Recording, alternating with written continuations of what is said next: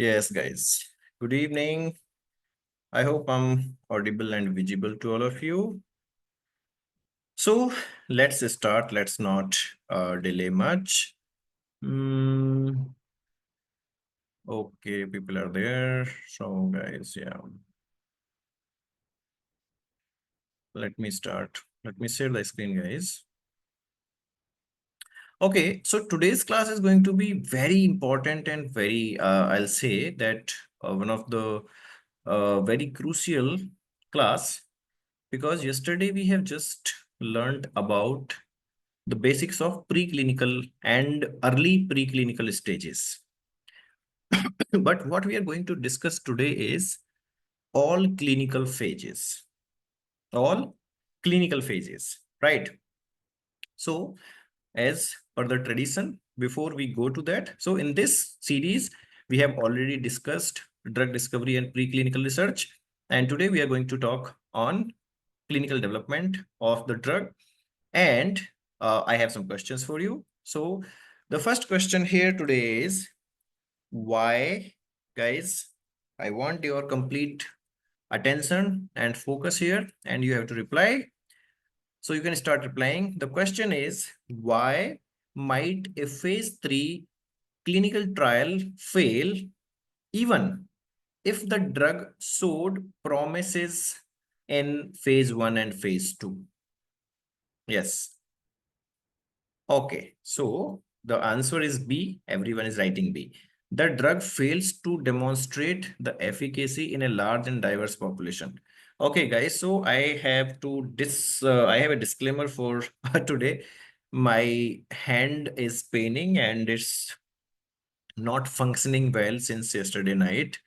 Okay, right hand. So my lines may go to the different side. As right now you can see it is not coming straight. So I've just noticed this.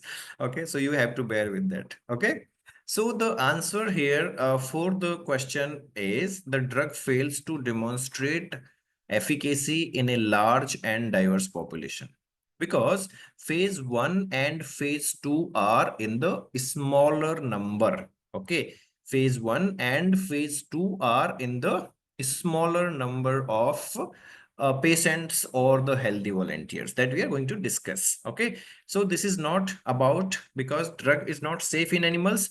Definitely it is safe in the animal. That's why we have we have come to the phase 1 and phase 2, right? That's why once the trial is done in animals, the preclinical studies are done, then only we have come to the phase 1 and phase 2, and phase 1 and phase 2 are successfully showing some promises, right?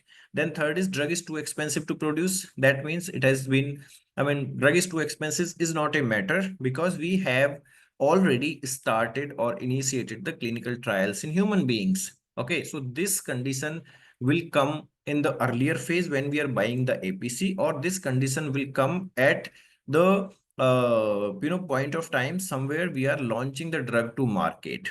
Okay, and then fourth is pharmacokinetics of the drug are altered. That is also phase 1 or preclinical, early preclinical stages. So these three are not relevant answer at all. These three are not relevant answer at all. The relevant answer is the drug fails to demonstrate efficacy in a large and diverse population, because in phase 3 we have large and diverse population, right? Now question number 2 for all of you is during phase 4 clinical trials, adverse events are reported through which system to ensure the patient safety? IND, NDA, CRO, or pharmacovigilance system? Yes, guys. See, pharmacovigilance system. It's very easy to understand because pharmacovigilance is the system through which we report. See, so other options, IND, I described yesterday. IND is something which is filed. This is the application which is filed to regulatory bodies to take the approval before testing the drug in human beings okay, and NDA is the application which we use after all the clinical trials to take approval to market the drug. Okay, to market or to commercialize the drug. And CRO is an organization. It is not the application, right? So system here is pharmacovigilance system through which we ensure and we we ensure the safety, and we report the post marketing adverse events or post marketing events which are happening in the public after the drug or the product is already in the market, right? Now, the next question here is, okay, answer is pharmacovigilance system. Next question is, in which phase of clinical trial? Okay, I'll go slow. Someone has written you were so, initially I was very good, but later I went fast. See, it is because yesterday's class was really long. Okay, and I didn't want to take it today further because this is a very restricted time course, right? I know that there were, I think, 38 slides yesterday, and 38 slides could be done in 1 hour. But when I am sharing my experience or when I'm sharing the examples, it takes time, right? So initially, I took time to explain everything nicely, and then it was just theory, so I went fast. That I agree, right? But today, I think there are only 24 slides or 21 slides, so don't worry about that, and don't worry about time. You stay with me. I can teach you 2 hours. I don't mind at all, but I want all of you to understand it in the better way. Okay, so in which phase of clinical trials is the drug usually compared to existing treatments or a placebo to confirm its effectiveness and safety on a large scale? Yes, guys, which phase of clinical trial is being done where the drug is compared with the existing treatment or placebo to confirm its effectiveness and safety? Yes. Phase 4, Nupur Saha, Nupur Katiyar. Phase 4, is it? No. Phase 3 is the right answer. Meherin Sahib is writing phase 4. No. Phase 3 is the right answer. Let me tell you now. Let me tell you. See, phase 1, phase 2, phase 3, phase 4, we are talking about these only today. Okay, we will talk about these things with multiple examples and in full, full descriptive study we will be doing today, right?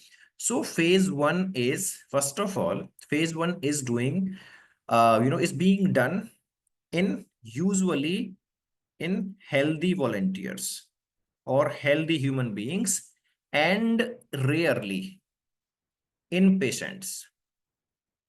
First comparison, guys, keep in mind, phase 1 is being done in healthy volunteers, rarely in patients, and the number of participant is just less than 50. Sorry, not more than 50, less than 50. Okay, maximum 50. Okay, maximum 50. Phase 2 is again healthy volunteers or patients. It doesn't matter. Okay, or patients. We are scaling up the system. Usually phase 1 is, again, the third difference is phase 1 is dosing phase, where we usually check the dose, where we actually define the dose in the human beings. Okay, phase 2 is in a larger scale, like 100 to 300. Okay, 100 to 300 people, and this is here 50 to 100 people, we can say, in the phase 1. Phase 2 is 100 to 300 people, and you know healthy volunteers or patients. Usually we start in the patients here in the phase 2, but we can take the healthy volunteers also. Okay, here usually healthy volunteers, rarely patients. In phase 2, healthy volunteers, not everywhere, mostly patients. Okay, 100 to 300 is the difference. And then here we check for the effectiveness in a in a less number of patients, not very high number of patients. Okay, and this is actually this is a kind of studies, I'll tell you, where we check the effectiveness at, again, different dosings in sequence. Okay, I'll tell you later. Okay, and then phase 3 is the full-fledged clinical trial, where we check the effectiveness of the drug in comparison. Okay, till now we were not comparing this drug with anything else, either placebo or the current treatment or existing treatment till phase 2. But in phase 3, we usually get the comparative element here, whether that is a current treatment or whether it is a placebo, right? In phase 3, we have the comparison, and number of patient reaches from 100 to thousands. Okay, thousands, usually 1,000, 10,000, up to 10,000 also it goes, right? And this is the thing where we usually compare and we take all the patients. Here we take all the patients in phase 3. Okay, comparator may be healthy volunteers, but no, usually there is no healthy volunteers in phase 3. Phase 3 we take all the patients if there are not rare examples, right? So you understand the things. Here we go for the large scale effectiveness. Phase 4 is post marketing. Phase 4 is post marketing. Till now we are in the development phase. Drug development includes only phase 1, phase 2, and phase 3. After phase 3 it will become a drug. The hit will become the drug after this thing, and it will be launched to the market. It will be launched to the market. And after that, when the drug goes to the market, everyone or anyone can take it. And then we put a surveillance system. And then that's where, the pharmacovigilance comes in the picture. And they take all the, like, the people, including all the stakeholders, including patients, caregivers, or, the doctors, nurses, pharmacists, they can report the ADRs or any kind of events related to the drug in the pharmacovigilance system, and that is called post marketing surveillance, mass or bulk reporting. Okay, and that will help the regulators to decide if the drug should be continued in the market or it should be withdrawn from the market. Understand? So that's the difference here. It's a very basic difference in phase 1, phase 2, phase 3, phase 4. Right? So the correct answer here is, just to check the effectiveness and safety with the comparator, is phase 3. Okay, is phase 3. Right? Correct answer is phase 3. Now, I think the last question. Approximately how many patients or participants are typically involved in phase 3 clinical trials, guys? Yes, I just told you. Phase 3 clinical trials. Yes. Which one is the correct answer?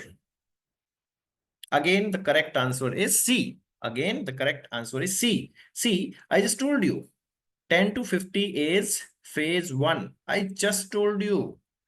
Still, you are writing the wrong answer, some people. 100 to 300 is phase 2. Thousands is phase 3. Okay. And 10,000 to 30,000 is usually phase 4. That is bulk. I mean, there is no limited number. Okay. In the phase 4, there is no limited number of the participants. Okay. So that's all.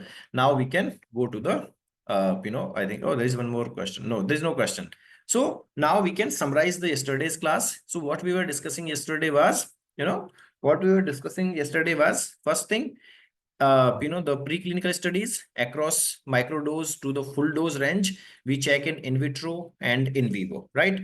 In vitro means the cell lines, silico studies, in silico studies, right? In vitro, in vivo, I mean, in vitro studies or in vivo studies, we just check the micro dosing to the full dose range, but in animals or in the cell lines.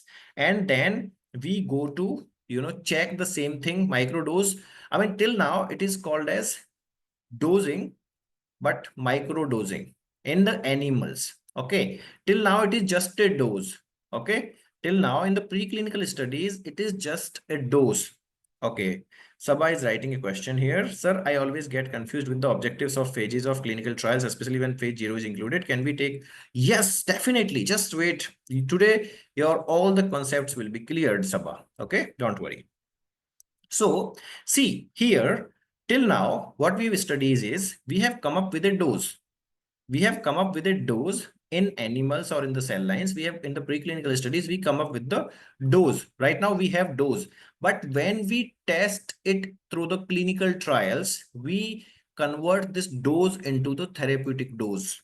Therapeutic dose means the exact dose which will interfere with the disease in the human beings, or which can be a perfect dose.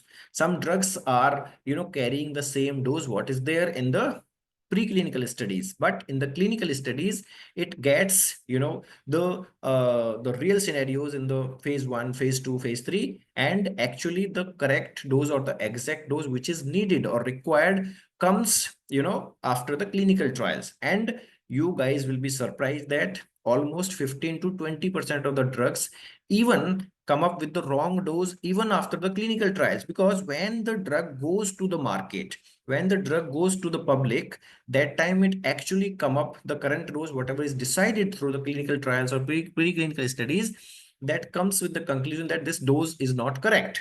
Okay, and then they face a lot of setbacks, and they have to sometimes withdraw the drug, and they have to recalculate the dose. They have to redo the clinical trials, and then they correct this mistake, right? So this is how it happens, right? So yesterday we have discussed all these, before human drug development, and today we are going to discuss the human clinical trial development. So clinical development phases. So clinical development is the stage of drug development where the new drug or treatment is tested in the humans to evaluate its efficacy, safety, and potential side effects. This process involves multiple phases, each with specific objectives, patient numbers, focus areas, and desired outcomes. So we will be also focusing, as Sabha just has asked, objectives. So we will be also focusing on specific objectives, patient numbers, focus areas, and desired outcomes, right? So we will be going one by one through all the phases and sub phases. Now, guys, the question to all of you, now the exact question to all of you is, can you guys tell me how many phases are there in the clinical trial process? How many phases are there in the human clinical trial phases, and how much do you know about them? Everyone has to answer. Everyone has to participate here. How many phases and what are those phases? What are those phases? Do you know? Five phases. What are those five phases, Prashad? 5, 4 plus 1. Write the names of the phases also, not just the number. Write the names of the phases. Which phases do you know? Yes, 0, 1, 2, 3, 4. Okay, 0, 1, 2, 3, 4. 0, 1, 2, 3, 4. Perfect. Anything else you want to describe these things? Preclinical phase? No, rest. Let's leave it. Let's leave the preclinical studies. 4 phases and microdosing. Okay, we just saw, right? And do you want to describe these things more? Many more phases? Okay, 5 phases, 0, 1, 2, 3, 4. Okay, you know that, right? Now, if I say, guys, if I say that there are clinical trial phases, I'm talking about clinical trial phases, human involvement. If I say there is 0, there is 1, there is 1, there is 2, there is 2, there is 3, there is 4. How many are these? 1, 2, 3, 4, 5, 6, 7. There are 7 stages. 0, 1A, 1B, 2A, 2B, 3 and 4. Okay, so there are 7 stages. One is divided into 2 and 2 also is divided into 2 sub stages. So there are actually the 7 stages. Okay. Yes, sad, mad, we will talk later. Okay, sad, mad, we'll talk later. I'll tell you everything. Don't worry. I will decode all the clinical trials today for all of you. Okay, don't worry. And I'll also share my experiences too. So don't worry. So there are actually the 7 stages. 0, 1A, 1B, 2A, 2B, 3, and 4. Okay, let's discuss one by one. Let's discuss one by one. I'm getting it. Hello. Yes.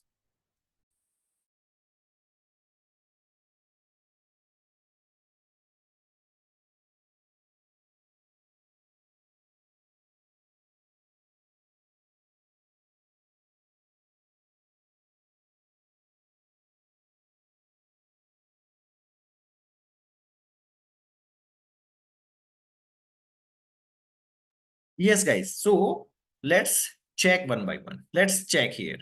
Clinical development.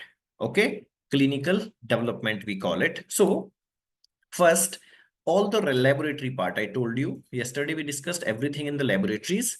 Either those are chemistry laboratories, pharmaceutical analysis laboratories, pharmaceutics laboratories, or whatever. Okay, that everything discovery was done in laboratories, and then pharmacology laboratories, preclinical studies, right? Preclinical studies. Now, the thing starts for the early clinical and late clinical, right? So first, let's discuss early clinical. In early clinical, there is phase 0, 1A, 1B, and 2A. 1A, 1B, and 2A. So let's again, we will divide it like phase 0, phase 1, phase 2, phase 3, and phase 4, right? So phase 0 is a preliminary trial. Here, the number of patients is just 10 to 15. Just 10 to 15. Now, guys, focus here. Focus here. Okay. Now I'm going to tell you what phase 0 is. Okay, what phase 0 is. See, till yesterday, we had around, suppose 10 to 100 leads. 10 to 100 leads with us, isn't it? We had 10 to 100 leads, right? Now these leads are proven to be perfect. Suppose in the 10 to 100, only 5 are best leads. 5 are best leads which can go for the human clinical trials. Human clinical trials. Okay. 5 leads are which can go for the human clinical trials. Now, what is phase 0? Phase 0 is called as exploratory phase. Exploratory phase. Okay, phase 0 is exploratory phase or selecting phase. Okay, selecting phase, focus, selecting phase or exploratory phase. That means each of these 5 leads will be tested in 5 different cohorts. Cohort means the patients, sorry, healthy volunteers. Okay, in the healthy volunteers here, phase 0 is completely about healthy volunteers. So cohort, okay, cohort 1, cohort 2, cohort 3, cohort 4. Okay, and we will do it for all these 3 things. Mostly there are 5 parameters we check. Focus here, 5 parameters in different, I mean, this cohort 5, what is cohort 5 means? Different leads. Lead 1, lead 2, I mean, lead 1 will be tested in cohort 1. Number of patients, 10 to 15. Cohort 2, cohort 3, cohort 4, cohort 5, right? For different leads. And we will be having 4 parameters here. We'll be having 4 parameters. And what are those 4 parameters? First parameter is PKPD. Okay. And then second parameter is absorption. Then third parameter is distribution. Then fourth parameter is metabolism. And the fifth parameter is excretion, right? These all 5 parameters will be checked in different cohorts for different leads. Okay, for different cohorts in different leads, right? I mean, in the different cohorts for the different leads. And we will check if PKPD is okay. Absorption is not okay. Distribution is okay. Metabolism is not okay. Excretion is okay. I mean, we will check for all 5 and we will find out, we will select or we will explore the best lead here. Okay, we will select the best 1 or 2 leads here. So this stage is called as exploratory phase. Okay, and see, this can be skipped. Guys, I'm telling you from my experiences and what we have faced in the clinical trials and what we usually do, that we can skip this stage. And when we can skip this stage, when we have only 1 or 2 very highly potent leads through the preclinical studies. We don't have many. If we have only 1 or 2, then we can just skip the phase 0. Okay, we can skip the phase 0. We can start directly with phase 1A. Okay, we can start directly with phase 1A because in phase 1A also we are checking everything anyways. Okay, and that can be easily done. Phase 0 is not necessary everywhere, but usually being done for all the clinical trials. Okay, almost all. In the rare cases, we can skip that. There is an exemptions to skip the phase 0. I hope you understood the phase 0. Phase 0 is exploratory phase. The objective here is to get the best lead which can become the drug, which can become the drug, and that can be used to check again the PKPD and ADME of the compound in the human beings. Okay, in the human beings. See, one more very absolute thing I'll tell you, very absolute thing. Phase 0, we are involving the human beings, but still 1A is called as first in human use phase. First in human use phase. first in human use is phase 1A. Still 1A is called as first in human use. Okay, I mean, we are using the drug in the humans in phase 0. So phase 0 is to know, just to know how body will react to the drug, will react to the drug. Do you know what does this called as?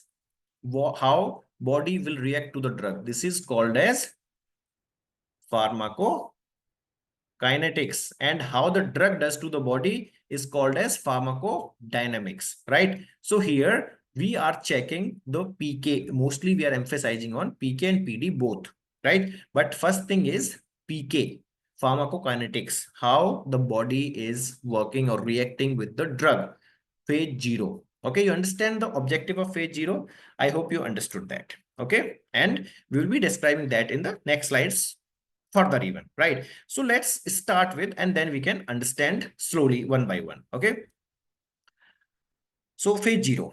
Okay, phase 0 is exploratory trials where number of the patient is less than 50, less than 15 healthy volunteers or patients. Now let me tell you one more important thing based on my experience and based on the clinical trial guidelines and all.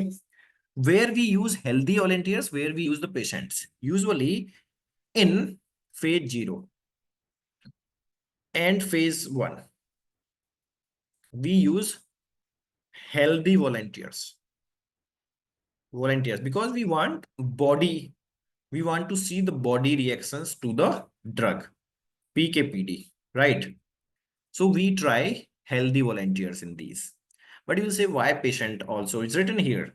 So in most of the cases, only healthy volunteers. When is it the patient? See, there are two conditions when we take patients in phase 0 or phase 1. Focus, guys. When we take these things, there are two exemplaries. Okay. One is emergency drug launch.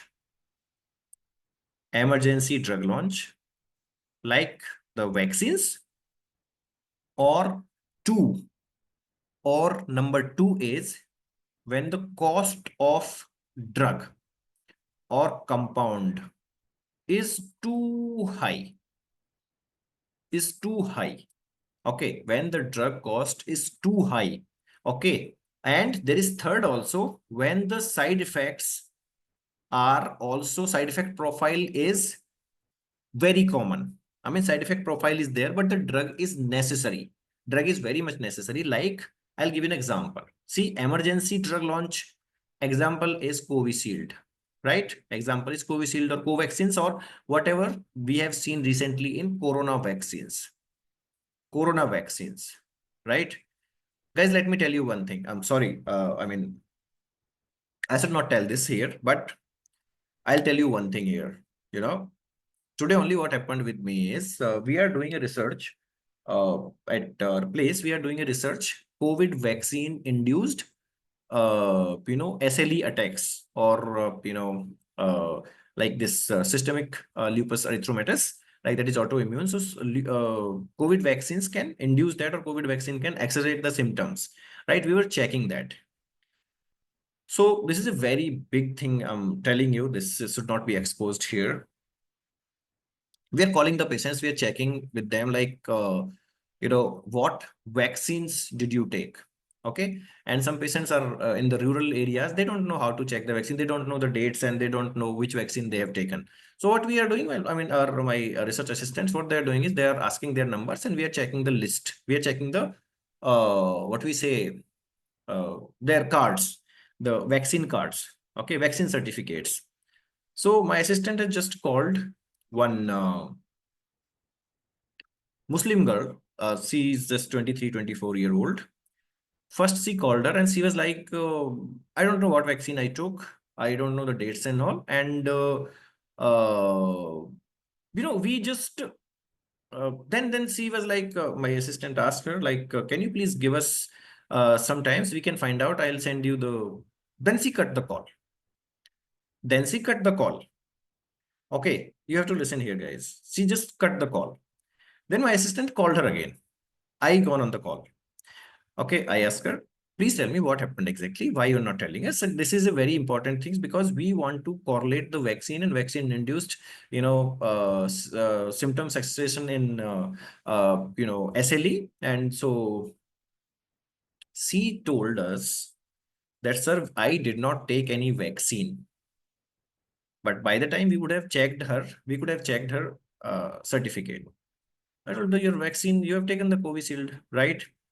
So, and your data in hospital diary says that you got the symptoms accelerated that time. So, what she told was fucking surprising to me and the entire team. She told, sir, I did not take the vaccine. I did not take the vaccine. The certificate is fake. We created it just to travel because we had to travel outside India. So, we created the certificate. But I did not take any vaccine. Vaccine has nothing to relate with the with my SLE symptoms that time. Can you imagine? I mean, it was shocking to me, and I mean, I don't know how to say. Then I literally asked her, "Why didn't you take the vaccine? Why you just created the certificate?" She told some religious reasons that it was not, supposed to take the vaccine to, to all of us, so we didn't take, and with some jugaad, we created the certificates. I mean, I don't want to comment on this, but it was very shocking how, and why I'm telling you this.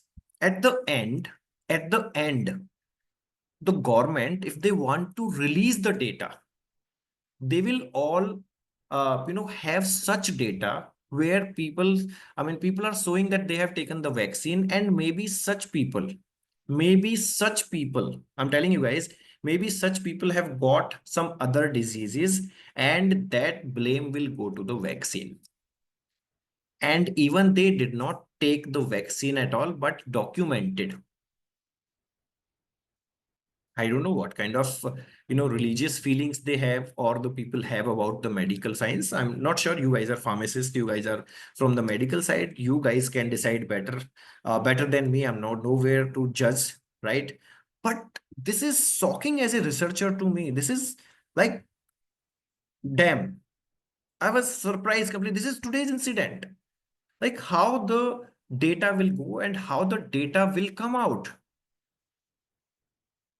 If such I mean, if the Indian government wants to do a survey like post COVID effects, and if this community who did not take, like the group or cohort of the people who did not take the vaccine, but their certificates are there with the government will think they have taken the vaccine, and now they are showing the symptoms related to vaccine.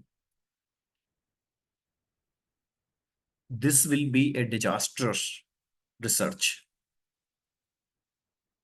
So that kind of things are very shocking to me. And I think these are like, if you really want to do a research, something really good, then, as we are talking about the efficacy and validations, this is crazy.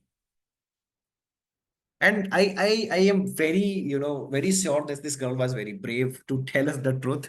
But anyways, guys, so I'll come back. So, this is how the things, what we say, they get the breakdown, or they get, to the wrong direction in such a ways when you are doing a research.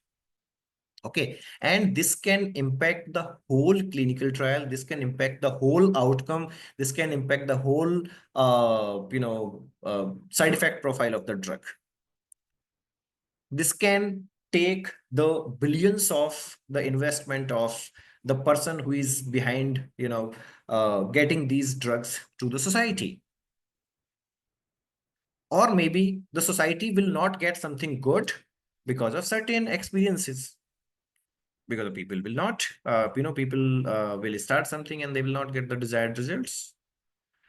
Okay, anyways, now exploratory trials are done here. So in exploratory trials, it is 15 to, up to 15 healthy volunteers in different cohorts. And objective here is to gain early insight into how the drug behaves in the human body. As I told you, pharmacokinetics. Okay.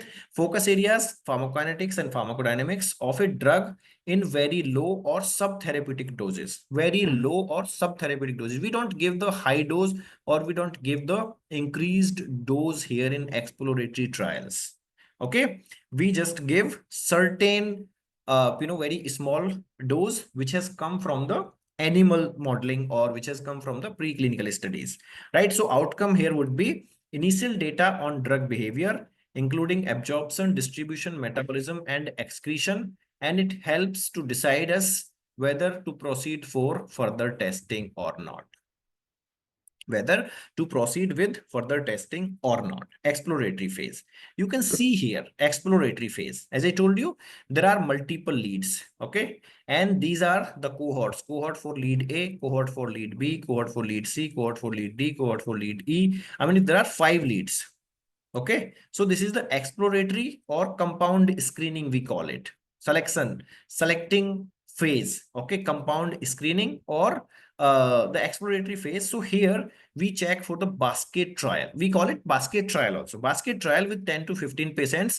I mean, we just have a very, very specially chosen healthy volunteers, and we, check for all cohort in different, for all the leads in different cohorts, and we check for PKPD, mechanism of action, ADME, right? So here, as I was telling, in some patients, excretion is not good. Some patients metabolism is not good. Some patients metabolism is correct, but excretion is not good. And I mean, those things we check here and we give a tick mark.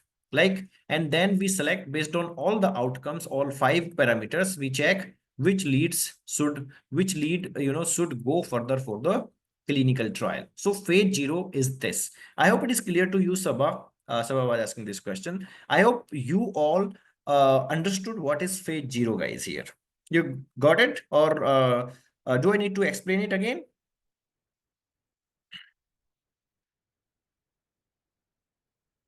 Clear? Clear, guys? Okay, great. Fantastic. So I'll go now next. I'll go next now. So now we'll go to the phase 1. Okay. That is first in human. Phase 1 is called as first in human trials. Okay. First in human trials. And there are 2 phases in the first. Okay. There are 2 phases. One is first A, one is first B. Phase 1A, 1B. Okay. 1A is known as SAD study and 1B is known as MAD study. Okay. So let me explain you these things here only. What is SAD study? SAD study. SAD study is known as single ascending dose. Okay, single ascending dose, right? As it is written here, single ascending dose. What does it mean? See, how do we decide the dose in humans? Do you know that? No. I'll tell you how do we decide the dose of a new drug in the human beings. See, suppose we have atorvastatin, right? I'll give you an example of atorvastatin. Atorvastatin, how much doses you know, guys? One is starting with 5 mg, very low dose, then 10 mg. I mean, that is, I think atorvastatin starts from the 10 only. Yeah, 10 mg, 20 mg, and 40 mg. 40 mg doses, right? I mean, maximum we can take up to 40 mg into 280 mg in a day, right? 80 mg per day we can take, but 40 mg is the last dosing what we can give, higher dose, right? So 10 mg, 20 mg, and 40 mg tablets are available in the doses format, right? So when you have 40 mg tablets, how it was decided? And what is SAD study? Single ascending dose. So single ascending dose means first we decide the doses like 5 mg, 10 mg, 15 mg, 20 mg, 25 mg, 30 mg, 40 mg. Suppose like this. We decide in the ascending order. We decide in the ascending order and we give it to the different groups. 5 mg to these 2 people, 10 mg to these people, 10 mg, I mean 15 mg to another 2 people, 20 mg to another 2 people, 25 mg to another 2 people, 30 mg to another 2 people, 40 mg to another 2 people. These drugs, these doses are not being given to the similar patients, I mean to the similar participants. I must say here participants. Guys, focus. So ascending dose, single ascending dose means only the patient, the participant, whoever is there, they will get only a single dose. Okay, single dose means 5 mg only once. This group will take 5 mg only once. This group will take 10 mg only once. 20 mg only once. 40 mg only once. Okay. And remember these things. Ascending dose, single ascending dose, there are two things to understand. Single ascending dose, there are two things to understand. One is different group and different dose. That means similar patient cannot take another dosing. Okay, and different dose here, right? Different dose. And similar patients will not get the higher dose, or similar patients will not get a repeated dose. Not at all repeated dose. It is just once.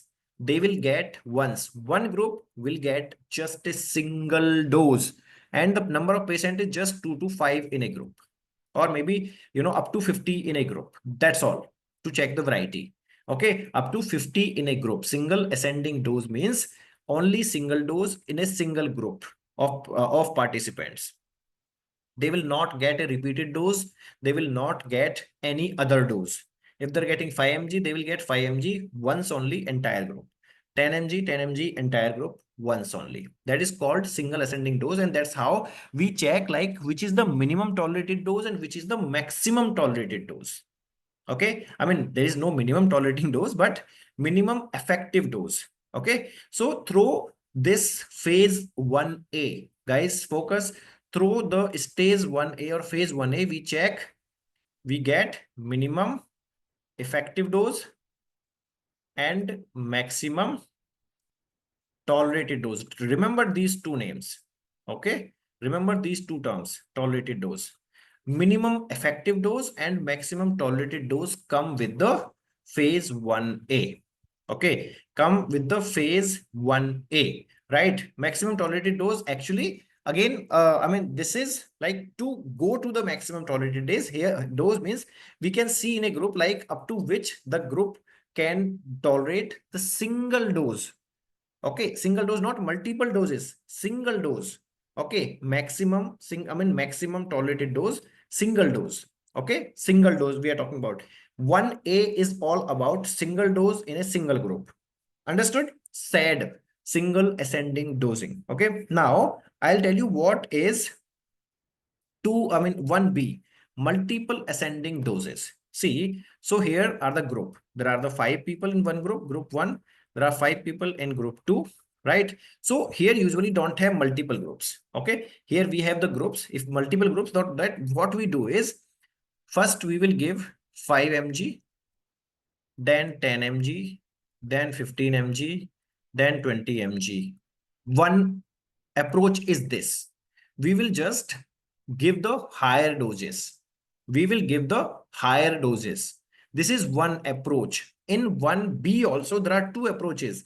Focus, guys. In 1B also, there are two approaches. One approach is we will, increase the dose day by day, or with a certain period, we will increase the dose and we will check it for some months or weeks, like usually for weeks, like for some, 2 to 12 weeks, usually 2 to 10 weeks, we check this. Okay, by increasing and up to the maximum dose. Not at all, we will not increase every day, but at a certain time points, like, okay, first we'll give 5 mg, then after 10 days 10 mg, after 15 days 20 mg, after 15 days 40 mg, like that we will check it. This is the one approach that is called ascending dose approach. Okay, in another thing, multiple ascending dose, there is another thing called repeating. Okay, so if we are giving 5 mg to a group, we will repeat it for certain time, like 30 days, 2 weeks, or 4 weeks, or 6 weeks. We will repeat the same dose.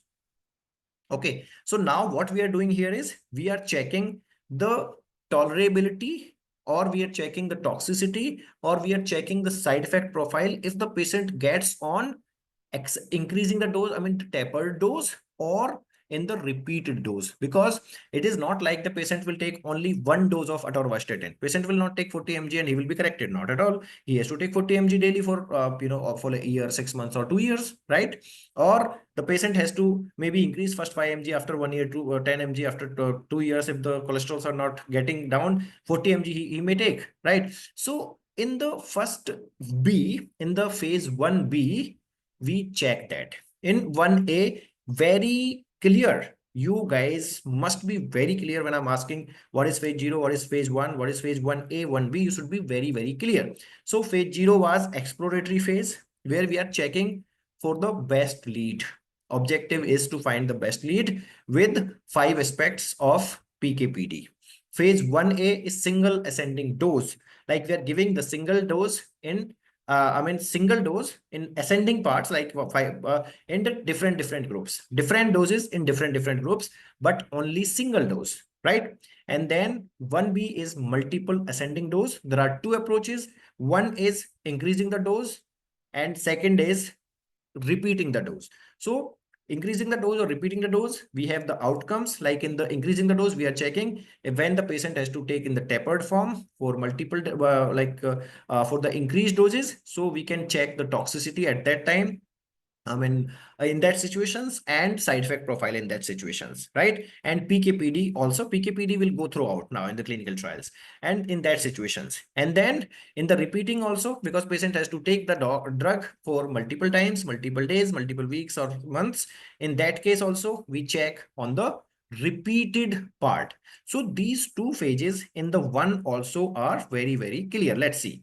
Objective here is to evaluate the safety, tolerability, pharmacokinetics, and pharmacodynamics. Understood? I just discussed number of patient 20 to 100 healthy volunteers or patients in the cases when the drug is very costly and we cannot afford, the companies usually don't want to waste the drug in healthy volunteers. They directly test in the patients or in emergency situations, or if the drug has side effect profile, very high side effect profile, like oncology drugs are usually started in the patients only. Even the phase 0, we take patients only for the oncology drugs, for the cancer drugs, because those are costly and we need to check because the targets are very, very specific. Cancer drugs targets are very, very specific. So we directly check in the patients because we don't get the mutation in the healthy volunteers, right? Those are exceptional drugs. Cancer drugs are usually exceptional drugs. We call them exceptionals because we don't get those receptors or genes. We don't get receptors or genes in the, we don't get those receptors or genes in the healthy volunteers. So what we do is we directly, start the clinical trial in the patients only, right? We start the clinical trial in the patients directly, right? So these are some exemptions where we have to start in the clinical, start the clinical trial in the patients only, right? So we check that. So phase 1A is single doses are administered to evaluate the initial safety profile, establish the maximum tolerated dose, and identify any immediate side effect with single dose effect. Here we are checking the single dose side effect. Okay. Then phase 1. Can someone give me initial dose side effect for any drug, if you know that? We call it first dose side effect. Can someone tell me the example of first dose side effect? It's very common, guys. You would be knowing. Very common in very common diseases. Allergies. Okay. Allergies. Yes, absolutely. Anything else?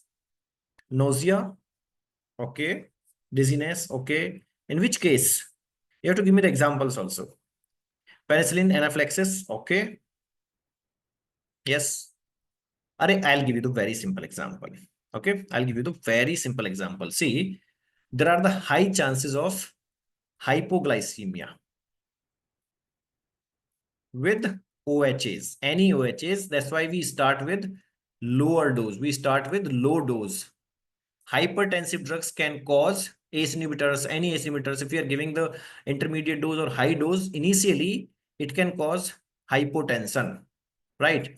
Ramipril, enalapril, or losartan, or any drug, right? On the the candesartan or olmesartan, carvedilol. I mean, these drugs can cause hypotension in the hypertensive patients if they're given in the high dose or intermediate dose. That's why we always start with the low dose, right? Because these drugs are more prone to show the first dose effects. Those drugs are more prone to show the first dose effects. Similarly, yeah, insulin also is the example. Like usually, I mean, very best example is hypoglycemia and hypotension in the particular diseases, right? You understand that? So now the multiple doses are given over a period to assess the cumulative toxicity, longer term effects, and preliminary efficacy of the drug in 1B, right? And outcome here is simple: determining the safe doses range and establishing the dosing regimen provides a basic of dosing in the future phases. Okay, future phases. So it is very clear to first A and first B. Now let me tell you here. See, phase 1.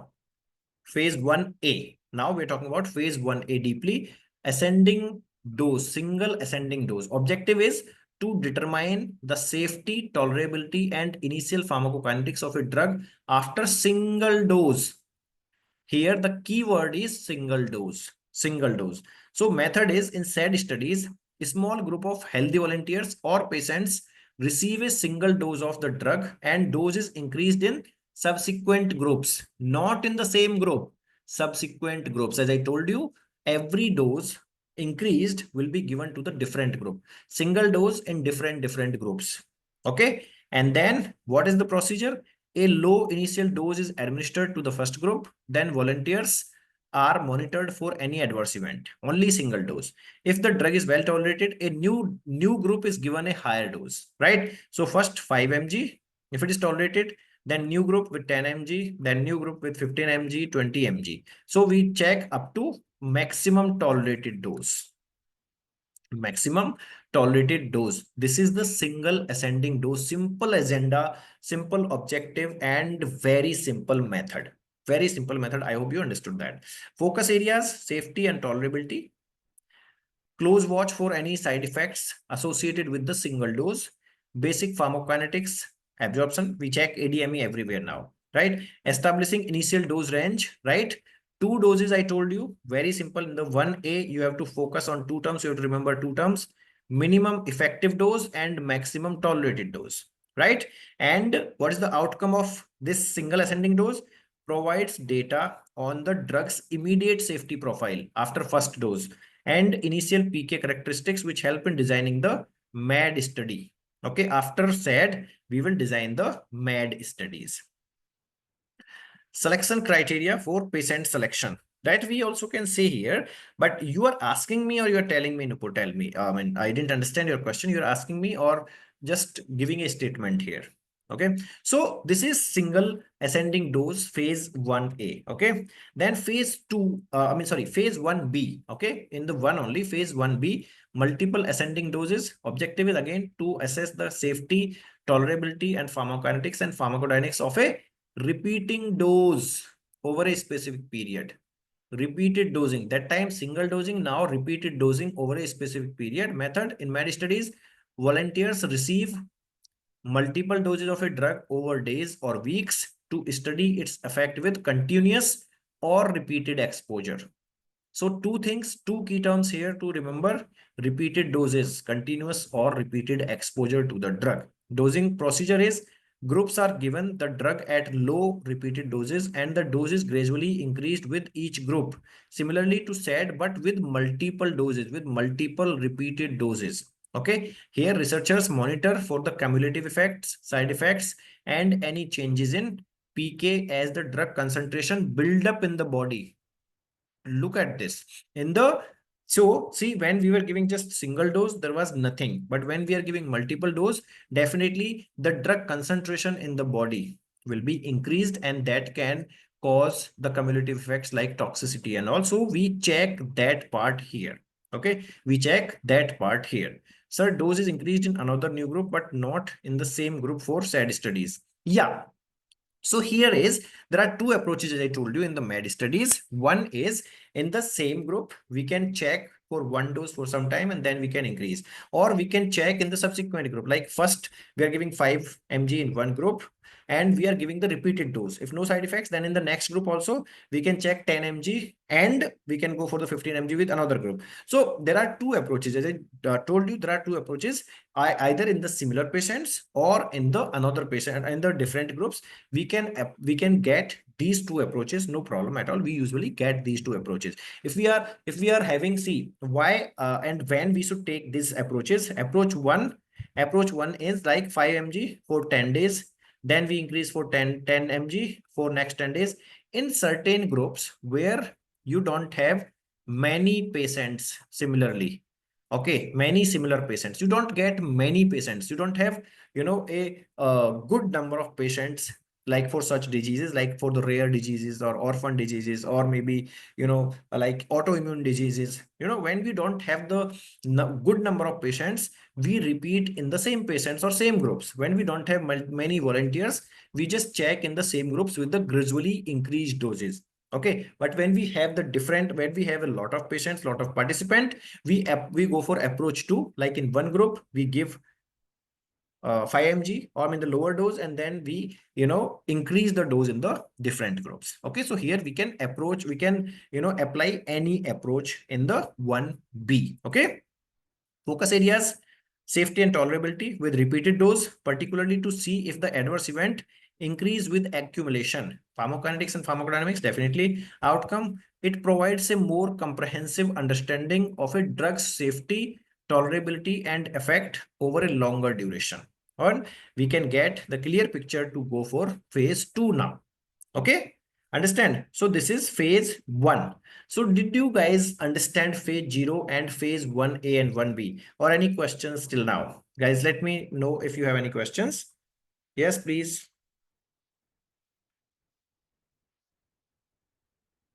Yes, any questions till now, guys? Do you have any questions till now? Or clear? Any questions related to phases, phase 0 or phase 1 and 1B? Is it clear to all of you guys? Okay, great. Now we can go to phase 2, right? So phase 2, let's go to phase 2. See, now phase 2 is optimization trials. Okay, what we optimize efficacy and dose. Till now, we have checked the doses and all, but here we will optimize the efficacy and dose in the phase 2. Again, phase 2 is divided into two phases. Okay, 2A call as proof of concept study, and then 2B dose response study. Okay, proof of concept study and dose response study. So let me tell you, see, what is this? Here, number of the patient is 100 to 300 patients in, any of the phases with target condition. Here, the keyword is target condition. Okay. See, why I'm telling you, from here, we started taking the patient. We started taking the patients. We started taking the patients and also started optimizing the drug here, optimizing the dose or drug with the special target condition. Like if we are, going for the HIV reactase inhibitors, then we will be focusing on HIV reactase inhibitors, and that will be our target condition. Our target condition will be HIV patients. Our target condition will be HIV patients, and we will be just working on that target, and we will be optimizing the drug so it will affect precisely on the same target, and it will not give more side effects, or it will not react with other similar profiles in the body, right? So that is what we do in phase 2. So one is proof of concept, one is dose response. So let's see one by one. Objective of phase 2 is to further assess the drug's efficacy, optimizing the dose, and continue the safety evaluations, right? What is phase 2A? Phase 2A focuses on evaluating whether the drug has therapeutic effect in the patients with the condition. What is proof of concept? Now here we are validating. Focus. In the 2A, we are validating. Till now, we had usually healthy volunteers, as I told you. Until unless it is not a cancer drug, cancer drug or something else.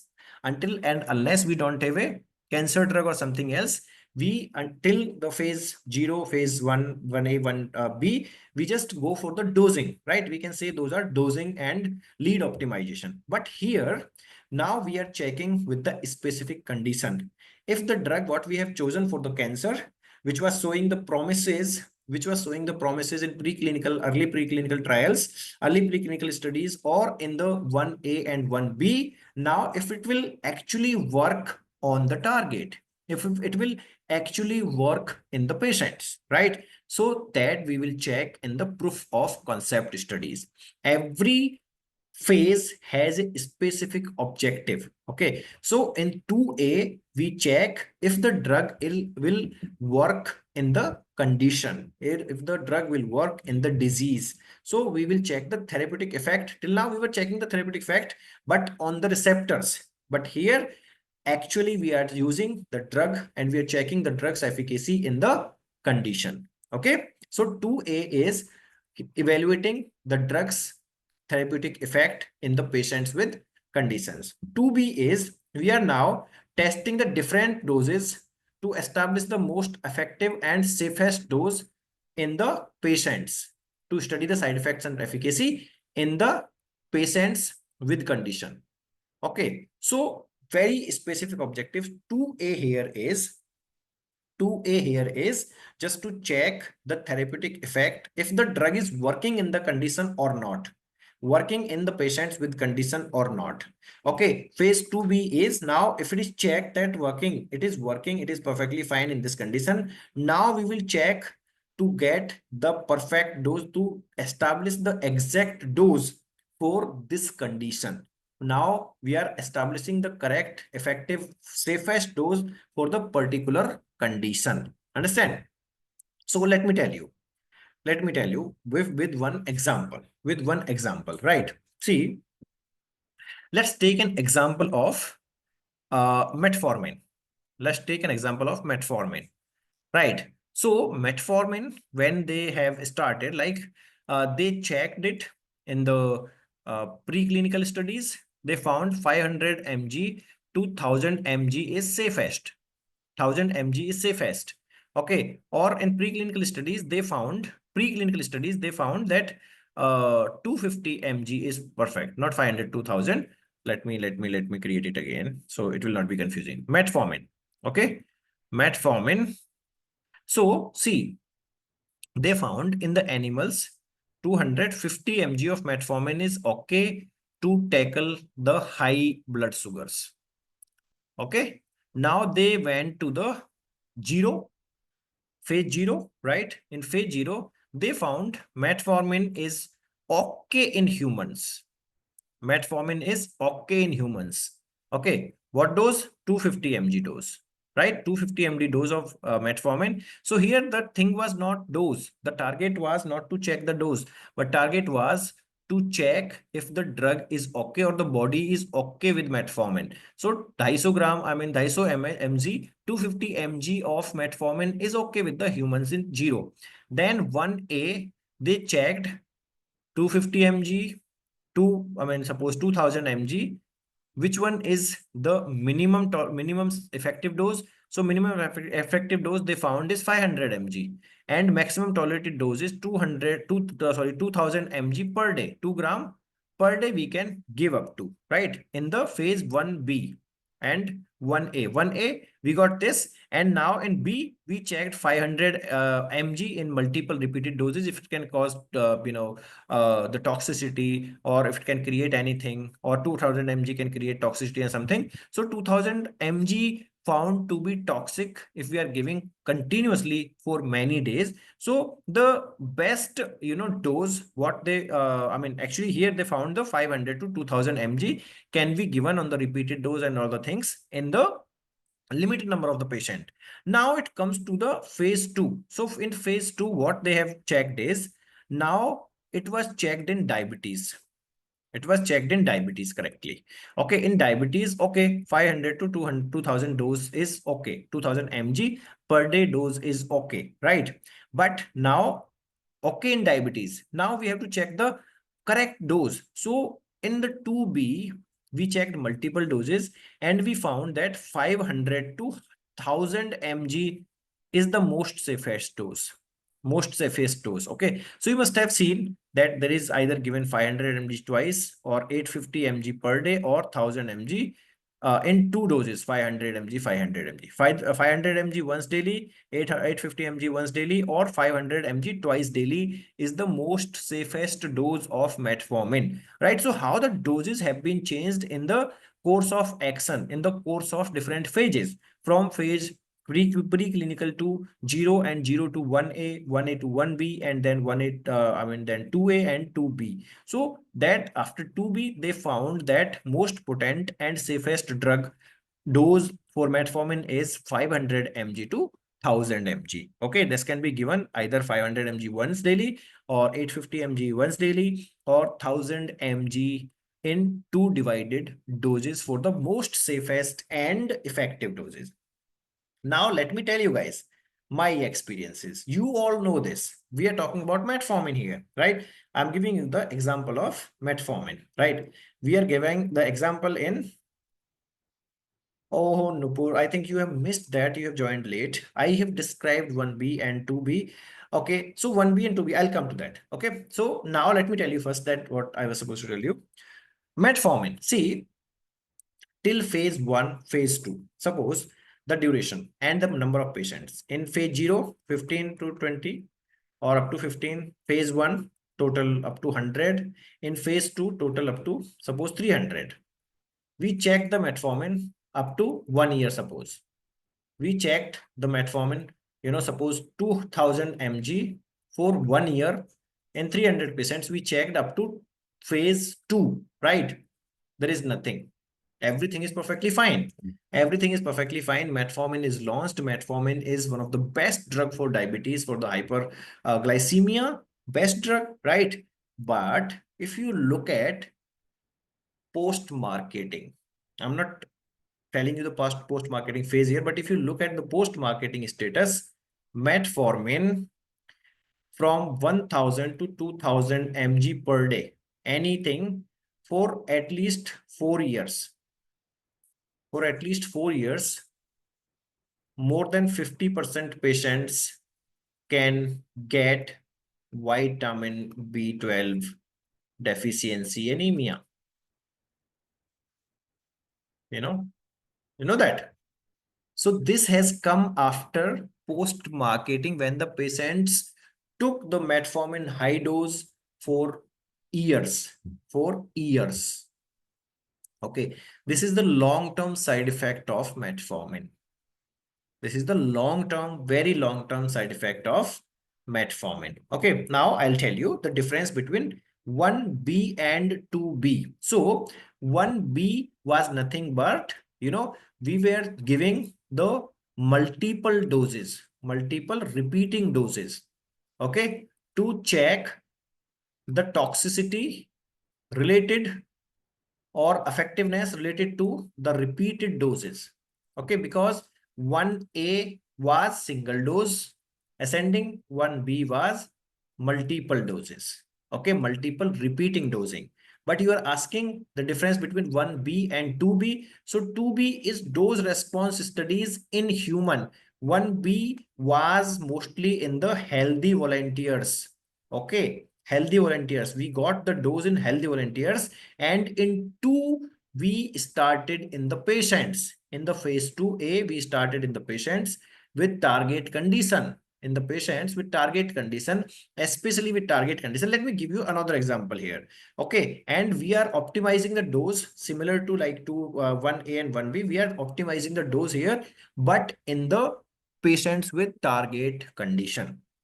Let me give you the example here. Another example of SGLT2 inhibitors. You know SGLT2 inhibitors? SGLT2 inhibitors. Empagliflozin, gliflozin, right? Or canagliflozin, right? These are the new drugs for diabetes mellitus. These drugs came up for diabetes mellitus. SGLT2 inhibitors came for the diabetes mellitus treatment first. Understand, came for the diabetes mellitus treatment first. So here, what is the difference between one or two, or how this is going with this? This example is going with phase two, because when we did the trial, first trial, we did it in the specific target condition, that was diabetes. Okay, which was diabetes. We found these are most effective good drugs in diabetes. But with that, in the study subgroups, we found that these drugs are very good for heart failure also. Okay, these are cardiac protective drugs. So next time you cannot say, listen guys, experience this and guidelines, this cannot go further with heart failure. This clinical trial was with the specific target condition, that was diabetes. If you have to check now SGLT2 in heart failure, you have to repeat the phase 2.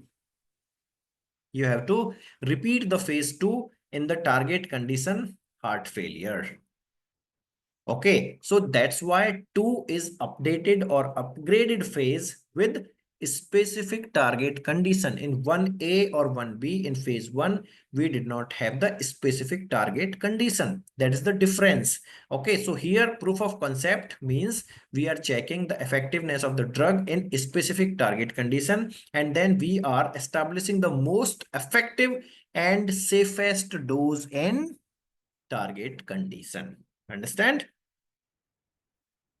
Yeah, dapagliflozin, canagliflozin, empagliflozin are the gliflozin's SGLT2 inhibitors. Now, let's understand one by one. So, proof of concept, there is nothing to tell much.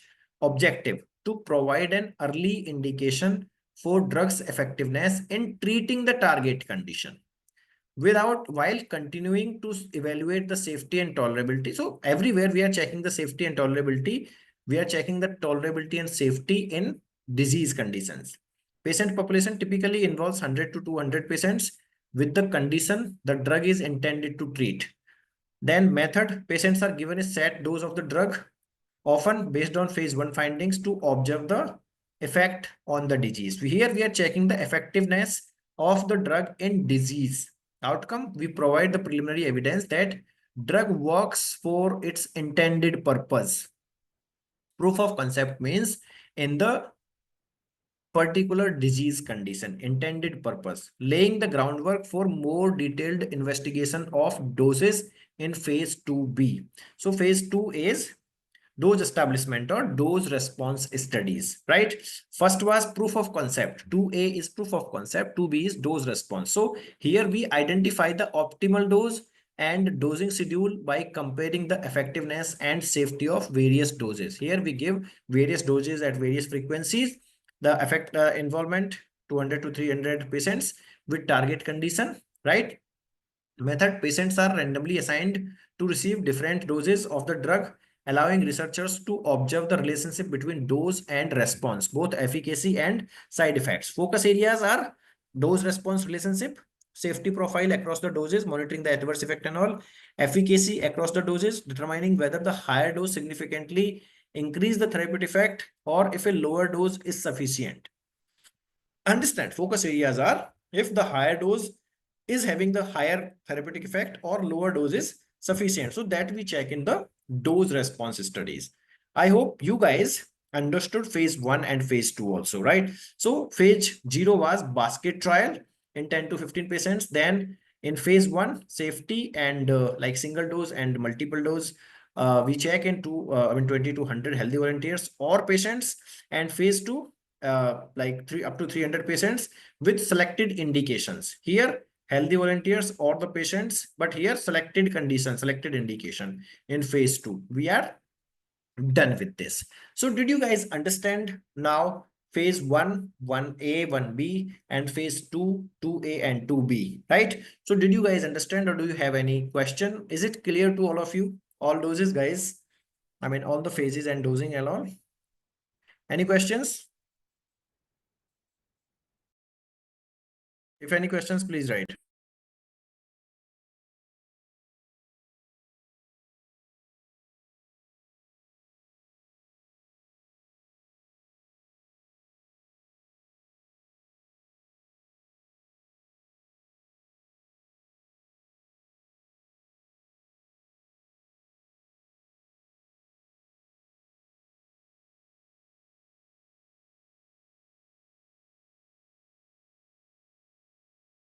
Okay, if no questions, we can go further to phase 3. Now there is nothing much to discuss actually. Okay, let's see what is there in the phase 3. Now, duration of the phases. Yes, I'm coming to the duration of the phases, definitely. See, so I have the duration of the phases also. I'll tell you. Okay, the duration of the phases. Usually, let me tell you the duration of the phases here only. Okay, I think we have the duration in the first slide. I didn't tell you. Here, if I tell you the duration of the study, see, look at this. Phase 0 usually goes from 3 to 12 months. Usually 12 months, 18 months sometimes, maximum 1.5 year. Okay, 3 months to 18 months we can take. We can take 3 months to 18 months. And then 1A and 1B also goes somewhere from 12 to 24 months. Okay, then 2A and 2B also goes from 12 to 24 months. 36 months usually, 36 months, up to 3 years it can go 2A and 2B, up to 3 years. And phase 3 goes a little longer, 1 to 3 years again. Okay, and phase 4, so it is lifelong. Okay, so the usual clinical trial takes somewhere around 1, 2, 3, 4, like 4 years to 8 years. One drug development, 4 years to 8 years, sometimes 10 years also, to get a drug into the market. Okay, to get the drugs into the market. Can we do herbal formulation for clinical trials, and up to which phase is secure or done if documented anywhere?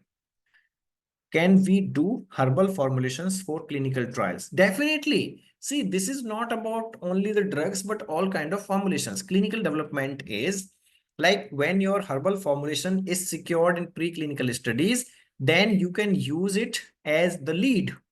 You can use it as the lead. This is not only about the allopathic drugs. This is not only about the chemical entities. This is about any kind of formulation. So you have to remember one thing, you have to remember one thing, that everything should go through the discovery.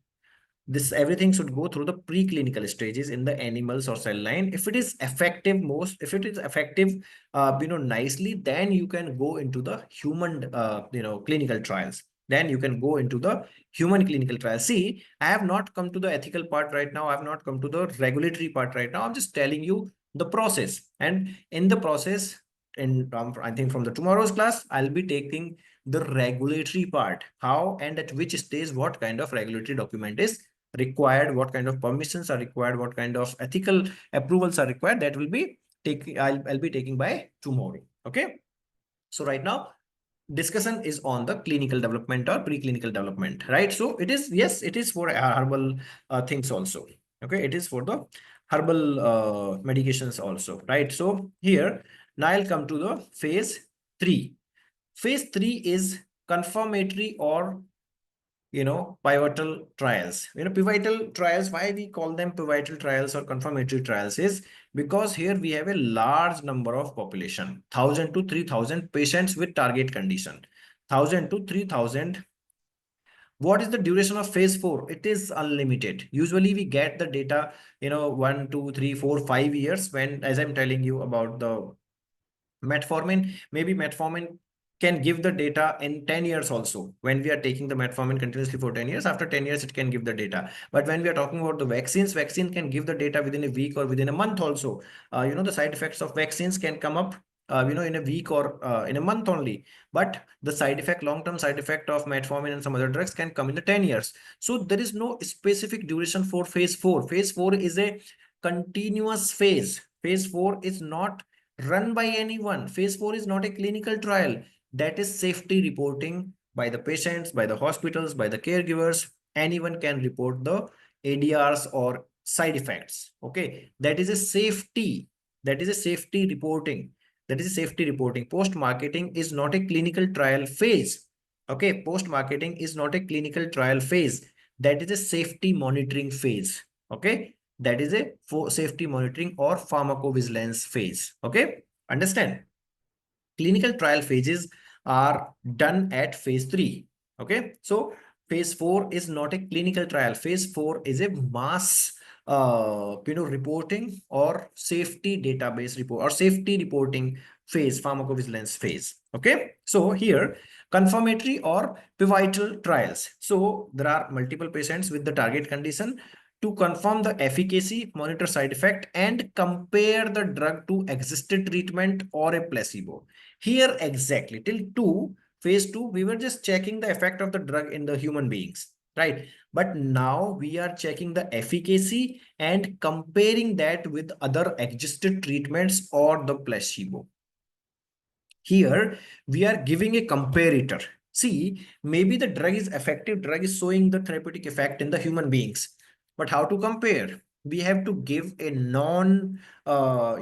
we have to give a non-chemical component, which is placebo usually, right? There is no effective, drug inside. So we give and we compare. If the drug is, behaving less than the placebo or behaving is a good effective potent than the placebo right? So that is a confirmatory phase. Here we are confirming the therapeutic effect which we have seen in the phase 2, right? We are confirming the therapeutic effect with the same doses what we have seen in the phase 2. So this is called as confirmatory or pivotal clinical trial phase. Okay, here we are confirming the efficacy, monitoring the side effect, and comparing the drug to existing treatment. So two terms again to take from phase 3 is confirmation and comparison with comparison you can take, right? Confirmation and comparison. So focus areas, large scale testing across multiple centers and diverse population. Not only limited 300, 400, but here diverse population will be there. You have to do it in different regional areas, different centers, different racial patients, or multiple things you can do, multi-center, multi-country, global clinical trials. Phase 3 clinical trials are usually the global or multi-centric clinical trials, right? So large scale testing across multiple centers, diverse populations. Focus on efficacy endpoints, safety monitoring, and adverse effect documentation. Often involves a comparison like placebo or existed standard of care. Outcome is we have to get the data so we can take the approval for marketing. We can take the approval for marketing. So here it provides the phase 3 provides the comprehensive data on effectiveness, safety, and overall benefit risk profile. Results are used to apply for regulatory approval like EMA, FDA, DGCI, all the regulatory approvals we can take after phase 3. So we have to take the data, we have to report, and then only we can get the approvals from the regulatories in this, right? Now, see, look at this now. Examples of these. I will give you the example of what we were discussing yesterday, imatinib. Remember, imatinib, yesterday we were discussing. So timelines also you can see. Okay, timelines also you can see imatinib in CML. Imatinib in CML, chronic myeloid leukemia. Okay, here is the example for chronic myeloid leukemia. Okay, sorry. Okay, sir, does we are comparing with the patients or healthy volunteers? No healthy volunteers here. Patients, different doses comparing with the placebo. In phase 3, usually we don't take healthy volunteers at all. That's why I told you in the first slide, we start with the healthy volunteers in 0, healthy volunteers in phase 1, then in the phase 2, healthy volunteers and patients also. 50-50. We can take healthy volunteers or patients. But in phase 0 and phase 1, most of the time healthy volunteers. In phase 3, completely patients with target conditions. Okay. Yeah. So this is the example of imatinib. Okay, imatinib. Here you will get the term. So in 1990, first thing was lead compound identified in a screen for inhibitors of PKC. Okay, PKC inhibitors was found, in 1990 as a lead compound, and in 1992 first batch of Gleevec. Gleevec is the name, brand name. Gleevec is the brand name or the drug name initially given, Gleevec. Okay, Gleevec is the brand name for imatinib. Okay, it is the brand name for imatinib. Okay, first batch of Gleevec was synthesized. Okay, first lead compound came and it was synthesized in the laboratories. And by 1996, in vivo activity shown in BCR-ABL transformed cells in synergic, in what is this, syngenic mice. Okay, so preclinical trials shows that it is effective against BCR-ABL gene.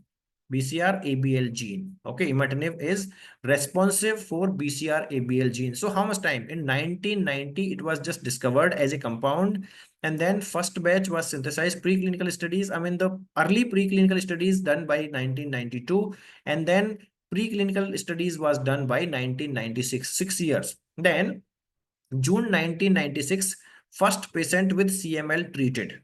First patient with CML treated. 1A we can get here.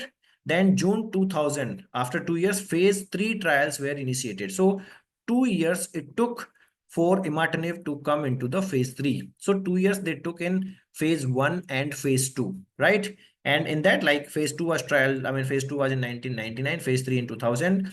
And February 2001, NDA submitted to FDA for CML. NDA's new drug application. It was applied to FDA for marketing, right? And in 2001, it was approved for CML. Why it was done in 1 year only? Because it is a limited number of, I mean, we get only limited number of patients for CML. We get only limited number of patients for chronic myeloid leukemia, right? So in 1 year only, this drug was approved for CML. Imatinib was approved for CML, right? In 2002, it got approved by FDA. So from 1990 to 2002, 12 years the imatinib took to come to the market. Understand that? 12 years. So here you can get the perfect example. Okay. And then phase 4 is a post-marketing surveillance. Phase 4 is a post-marketing surveillance. Number of patients, thousands to tens of thousands. Broad patient base. It is a broad patient base. Sir, why we are again confirming efficacy in phase 3 when we already proved in phase 2? Vaishnavi, wonderful question. But you must understand the difference here. Phase 2 was in the patients only. But patients with target. Phase 2 was in patient with target with a limited number. Okay. And there was no comparator. In phase 3, large, vast variety of the population. Okay. In phase 2, only up to 300 or 400 patients we checked in, right? In phase 3, we have different geographical conditions, we have different dietary conditions, we have different races, we have different countries. I mean, we are checking in the different conditions, different environmental conditions, maybe we are checking in a specific target population, but in the variety of population, variety of people means racial, ethnical, ethnically or racial or geographical, but all are the patients with a particular condition. And in phase 3, additionally, we are giving a comparator. Okay, that's the difference. That's why we need phase 3. Phase 3 is crucial to collect the data, to get the data for approval, to get the data in larger picture, in the larger population, to go for the regulatory approval to market the drug for a particular condition. Understand?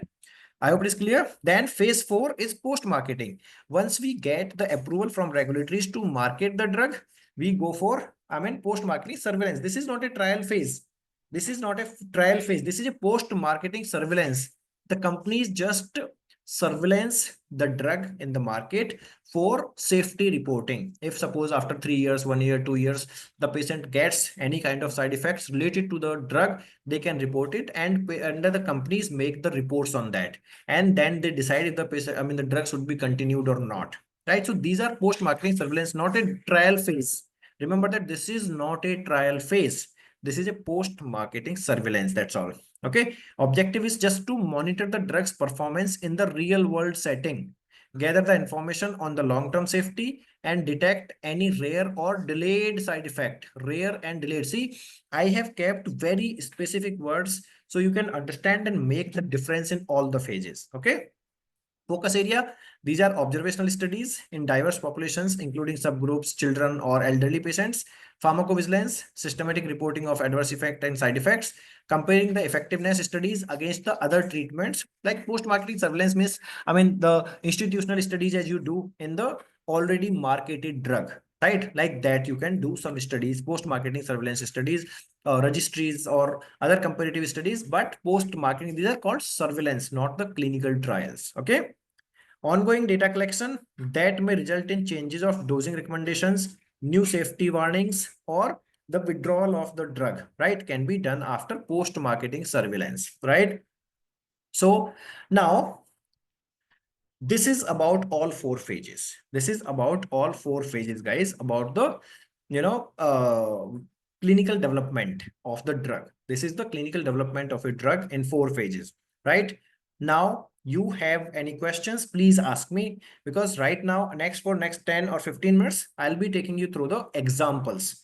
Okay, I'll be taking you through the examples, perfect examples, nothing else. Okay, the theory part is done here. Any questions till now? Are you clear with all seven stages? Phase zero, phase zero, phase 1A, 1B, 2A, 2B, 3 and 4. Are you clear? Or any questions? How healthy volunteers or patients are selected for phase 0 or 1? See, okay. Nice question. I have already described phase 0 and phase 1. Usually we go for the healthy volunteers because in phase 0, we are checking the drug to the body. I mean, we are just looking for the, how the body reacts to the drug. Pharmacokinetics in the, I mean, there are multiple leads. There are multiple leads and we are selecting, sorry, there are in the phase 0. Yeah. In the phase 0, there are multiple leads, like 5 to 10 leads are there. And we are selecting exploratory phase. Na? Phase 0 is exploratory phase. Okay. Phase 0 is exploratory phase. 0 is exploratory phase. So here we have, suppose 5 leads. We are checking all 5 leads in different 5 groups, right? And we are getting the best lead out of it. Best lead out of the, whatever leads we have to go for the clinical trial. We have to start the phase 1, right? So this is the lead selection, exploratory or basket trial, as I was telling. Now, your question is how we select the patient or healthy volunteer. So usually in phase 0, almost every time, almost in all the phases, we have only healthy volunteers.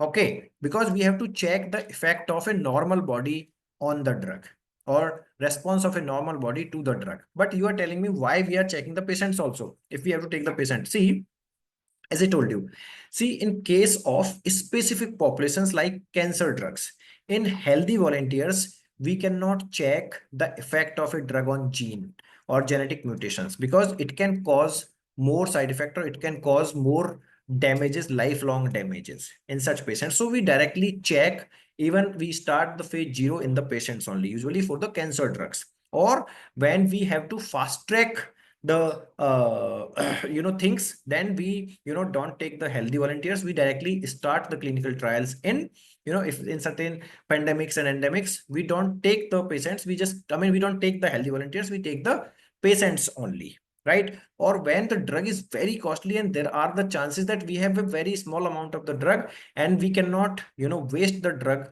and we just wanted to check on the target, specific targets or specific populations, then we take the patients directly, we don't take the healthy volunteers. Okay.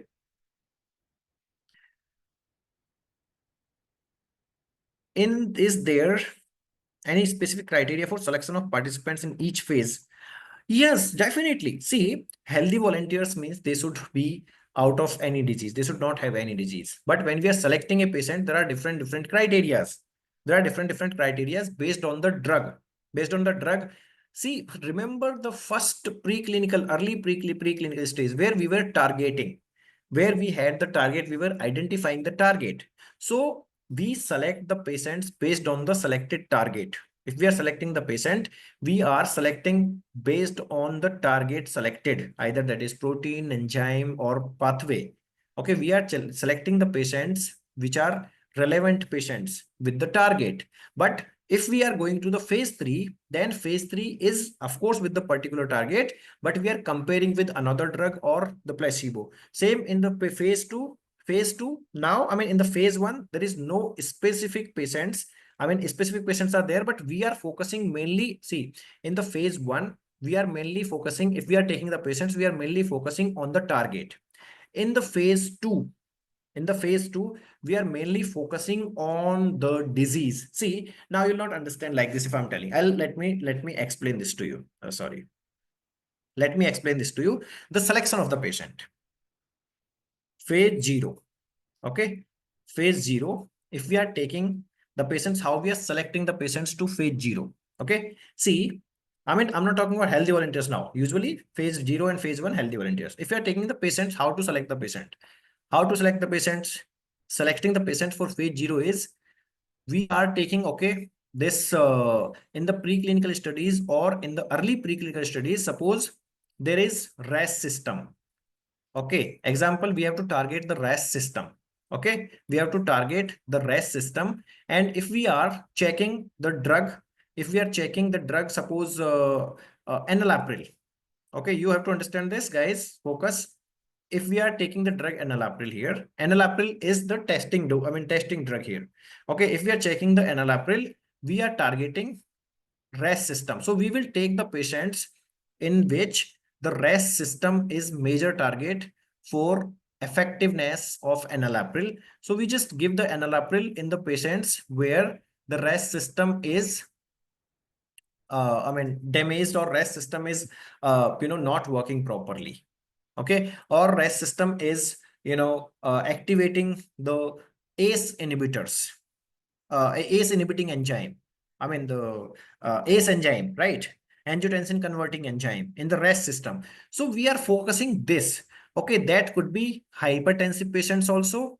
That could be some other patients also, like maybe the CKD patients also have the enalapril. Maybe the some other respiratory disease also have the angiotensin converting enzyme. Maybe the pulmonary embolism also involves the RAS system. Right, so there are multiple things, and aldosterone problems are also associated with the REST system. So here we are just targeting the REST system. We are targeting the patients with REST system abnormality. Okay. Similarly, in phase one, this is phase 0, right? Now we are just checking how the body is reacting to the drug, and in phase 1 we are checking for the dose of enalapril in any patients which is REST system abnormal, right? Which has the REST system abnormal.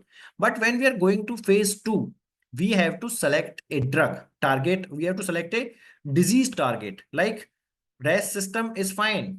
Enalapril is effective on Ram's REST system, but we are checking only in hypertensive patients. As I gave you the example of diabetes and heart failure. So we are now having in phase 2, we will take the patients only of hypertension, not the cardiac patients or not the CKD patients.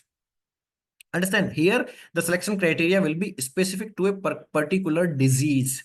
Okay, and similarly in the phase 3, this will extend, the phase 2 will extend to thousands of the patients with hypertension. And then with comparator, we can check the enalapril, like enalapril with ramipril, or enalapril with losartan, enalapril with carvedilol, or any drug, or enalapril with placebo. Right, so that's how we select the patients. We have to be very careful when we are selecting the patients for clinical trials. There are specific, let me tell you, there are specific committees in the clinical trials just for the patients inclusion and exclusion criteria. Okay, so that is called as selection criteria committee. Okay. Okay, why are we confirming efficacy? Okay, done. I think this question is done. Sir, but it will make the patient's condition more worse. No, see, that's why in phase 0 and phase 1, we just use the minimum dose which has been cleared for preclinical studies. And that's why the phase 1A and 1B are there.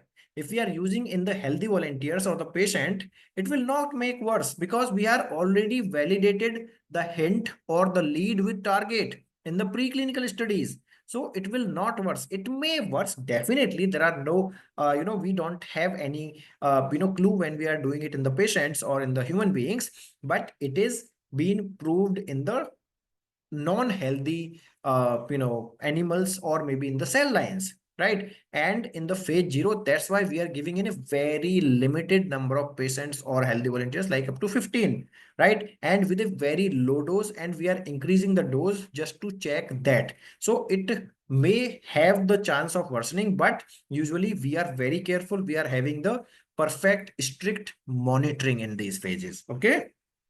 So as a student, we can report PMS in Metra. Definitely you can.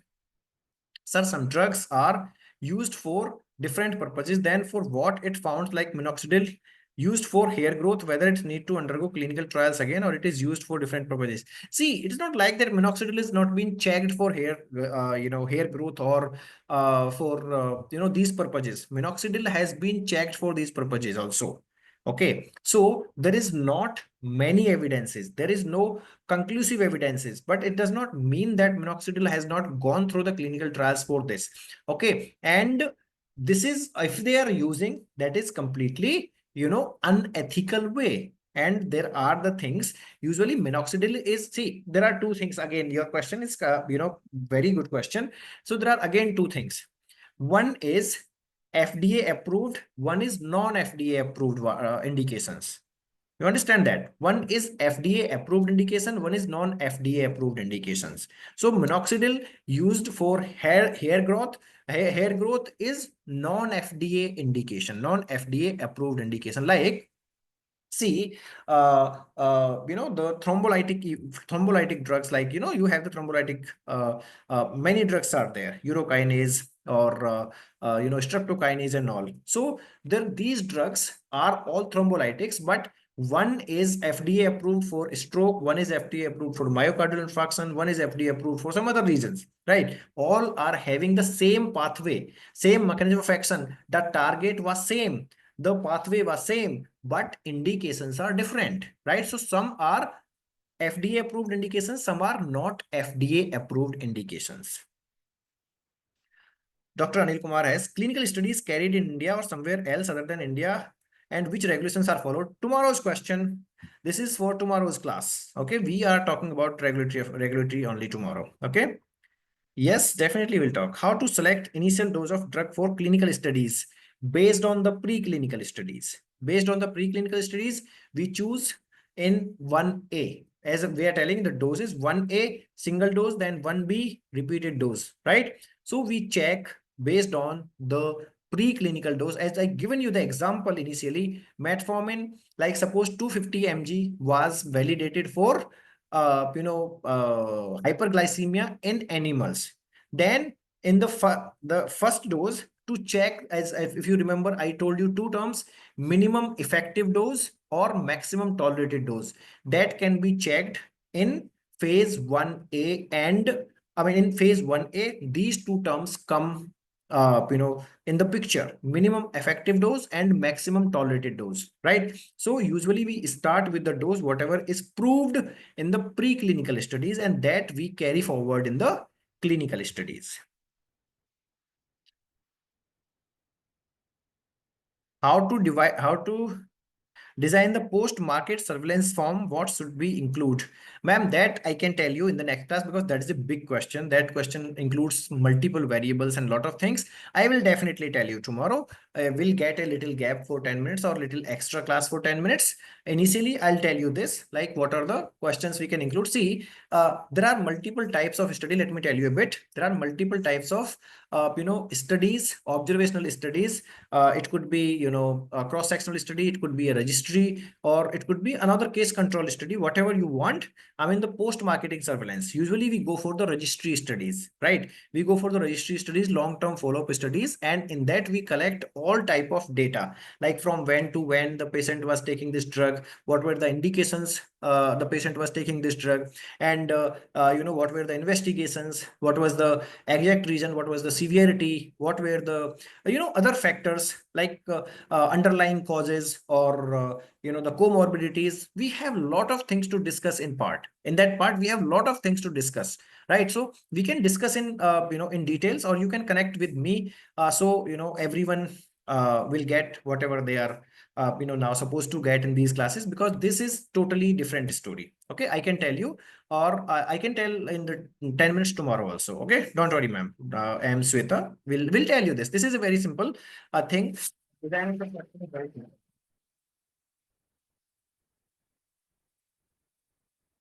Okay, so Mohammed Jay, there's a question here. Sir, if we use a base drug or API that has been already through the testing in another formulation and want to start manufacturing for our own, do we have to go through some part of testing again? Okay, let me read this again. I didn't understand this. Sir, if we use a base drug or API that has already been through the testing in another formulation and want to start manufacturing of our own, to do what, we go through some sort of testing again? No, if you are doing in the same country, it doesn't matter. If you have the API, if it is if it has been completed all the clinical trials in India, you can just take that API and you can start your own formulations. Doesn't matter. You don't have to go for the clinical trials again. Okay, thank you. Yeah, thank you, very much. Okay, so now I'll go to the examples. Let's talk about the most famous mefenamic acid development. Tell me the indications for mefenamic acid, guys. What are the indications for mefenamic acid? Why we take the mefenamic acid? Yes, yes, people, mefenamic acid. Antispasmodic cramps. Yes, usually, people take it. It is antispasmodic and muscle relaxant. Okay, this is usually the muscle relaxant. Okay, this is usually the muscle relaxant. Usually we take for pain, and usually most effectively, usually our girls or women take it for the period cramps, right? Period cramps, menstrual cramps, right? Mefenamic acid. So how the mefenamic acid was developed? Let me tell you. See, phase, I will tell you phase by phase, just the crisp conclusion of each phase, the crisp conclusion of each phase in this example. Phase 0, the preclinical studies, exploratory research. See, mefenamic acid demonstrated the inhibition of coxygenase, COX enzymes. Okay. In the preclinical studies, exploratory phase, the inhibition of cyclooxygenase or COX enzymes, it reducing the prostaglandin synthesis, which underlies its analgesic and anti-inflammatory properties. Toxicity studies established an acceptable safety margin. Toxicity studies also has been done, and those established an acceptable safety margin in preclinical studies. Okay, and exploratory research, they are inhibiting the cyclooxygenase or COX enzyme, reducing the prostaglandin synthesis, and affecting by analgesics effect and anti-inflammatory properties, or anti-inflammatory properties in phase 0. Then it comes to phase 1, safety and pharmacokinetics in human. Phase 1A and 1B, initial studies in small cohorts tested single and multiple doses, 1A and 1B, to determine the drug's absorption, distribution, metabolism, and excretion. So here in 1A and 1B, usually we go for the safety, right? First thing is safety in our phase 1, like with the single dose safety or multiple dose repeating safety, right? We are checking for that. So the conclusion for mefenamic acid was from phase 1, adverse event like gastrointestinal discomfort were noted, but considered manageable at the therapeutic doses. Considered at therapeutic doses. Now, what was the therapeutic dose? What was the therapeutic dose of that? See, look at this. Proof of concept. Till now, we had the therapeutic dose, but that was called as minimum effective dose and maximum tolerated dose. Remember those words, right? From the phase 1, 1A and 1B, we get minimum effective dose and maximum tolerated dose. Now, phase 2 is proof of concept studies, where early trials demonstrated that effectiveness in reducing the menstrual pain and inflammation. And dose response studies like 2A, this is 2A, this is 2B, dose response studies established that the typical therapeutic dose of 500 mg initially, followed by 200 mg every 6 hours. Understand? First 500 mg and then followed by 200 mg every 6 hours. This is phase 2. Now phase 3, what the phase 3 says, for where is my phase 3? Here is the phase 3. So phase 3 is large scale efficacy and safety trials. So multi-center trials validated the mefenamic acid's effectiveness for primary dysmenorrhea and mild to moderate pain compared to ibuprofen or aspirin. So here is the comparator. In the large scale efficacy, we compared with ibuprofen and aspirin, and it shows the better effectiveness. Mefenamic acid showed the better effectiveness. You should go, guys. This is just an example. You should go and check in the internet the entire clinical trial profile of mefenamic acid, entire clinical trial, entire clinical trial research papers of mefenamic acid. I read that it's fantastic. You will get everything, how much dose was given, how many patients were recruited. You will get everything, okay, in the phase 3. Then safety evaluations highlighted common NSAIDs related side effects, including gastrointestinal upset, rarely renal and hepatic adverse events also, right? Hepatic adverse event also. And you guys can just tell me, recently, after almost 10 years of launch, mefenamic acid has been, kept in the category of dangerous drugs because it is causing the renal and hepatic adverse effects, which are, which can lead to the severe kidney injuries and liver injuries. Understand? That is after 10 years of mefenamic acid. If you read that, mefenamic acid is kept under the dangerous category after 10 years. So see, look at after the chronic use of mefenamic acid in certain conditions as a painkiller can lead to chronic kidney problems or chronic liver problems. Okay.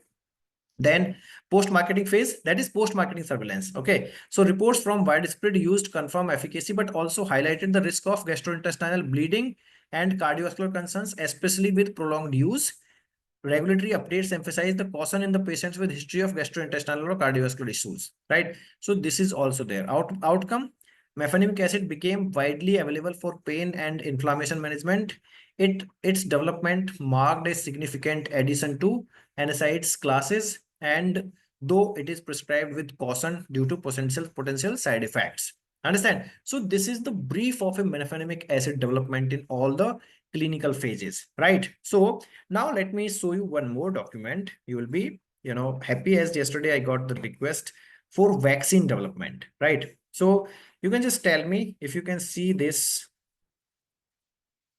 One sec.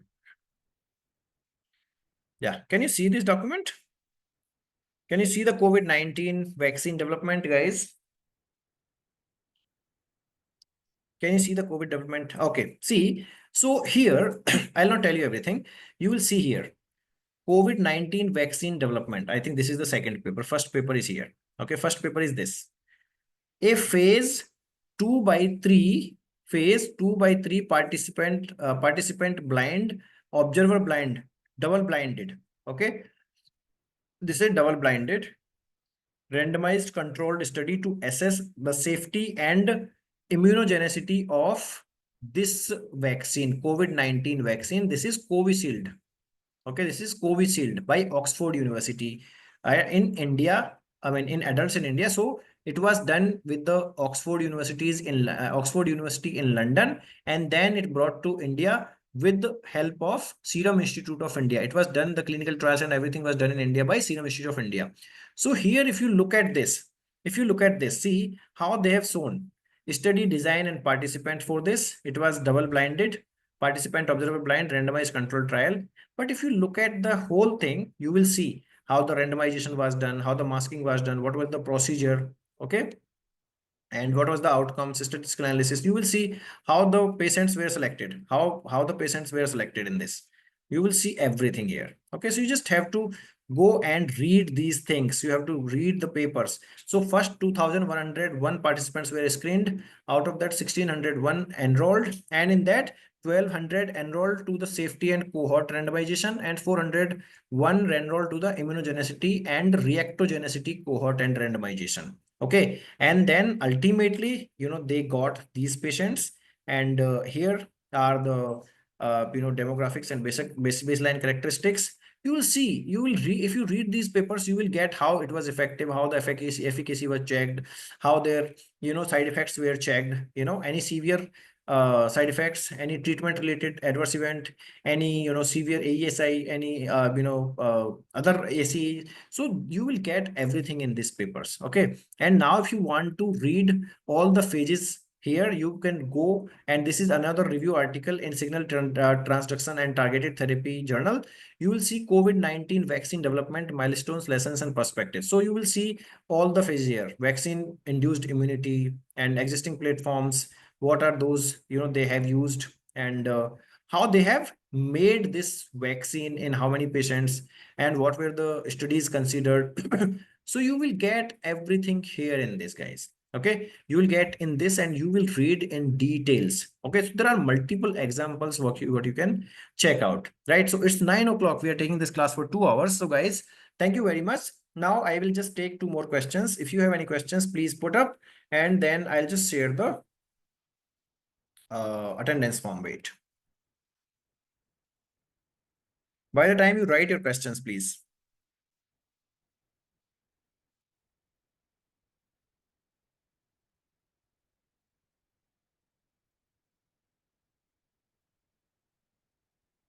Okay, guys, share your questions if you have any by the time I share the attendance form.